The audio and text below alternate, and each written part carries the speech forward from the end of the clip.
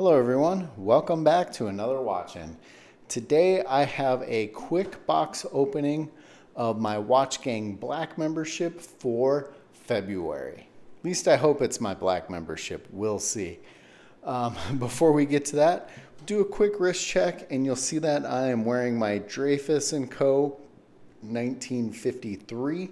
This was one of the Watchgang Platinum membership watches and I do like this one. I actually wear it quite a bit. Pretty nice one. Now, if you're unfamiliar with Watchgang, it is a monthly watch subscription.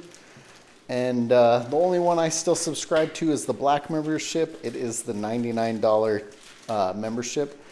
Also, guys, if you want to save yourself some money, I have some discount codes through Spinnaker, Aviate, and Ballast. I'll link those in the notes for the video below. And if you're into old cars, check out my other channel, Mileage Unknown. Could use some subscribers on that one. All right. Grails for good. Wow, Seiko. Huh. I didn't know they had any Seikos going out this month. Wow. Pretty exciting. I think this is the first time I've gotten a Seiko. I did get a Citizen on their Black membership a long time ago. One of the Eco Drives. Looks like the Seiko came with the tool. There is the model number. Kind of got like almost a little bit of a carbon fiber design on the main section of the dial there. It's that automatic movement. So we got a display case back. 24 jewel. I'm guessing, oh, there's the movement number, 4R37A.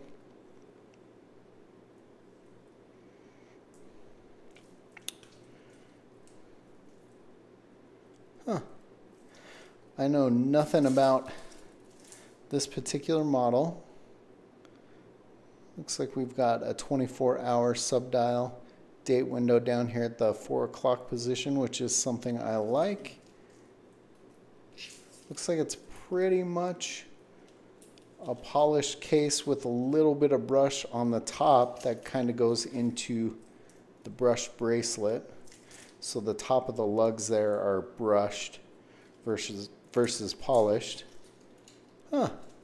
Pretty cool. Actually, I'm pretty excited to get a Seiko on my Watchgang Black membership. That is a first for Watchgang, so it'll be interesting to see what you guys think of this one. Not too shabby. I will here. Let me pull off my Dreyfus & Co. and just get kind of an idea on how this one looks on my roughly 7-inch wrist.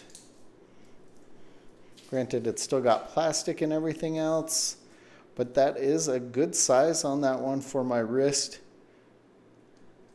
Not too shabby. I think Watchgang did pretty good on this one. Let me know what you guys think of the comments below. As always, guys, thanks for watching.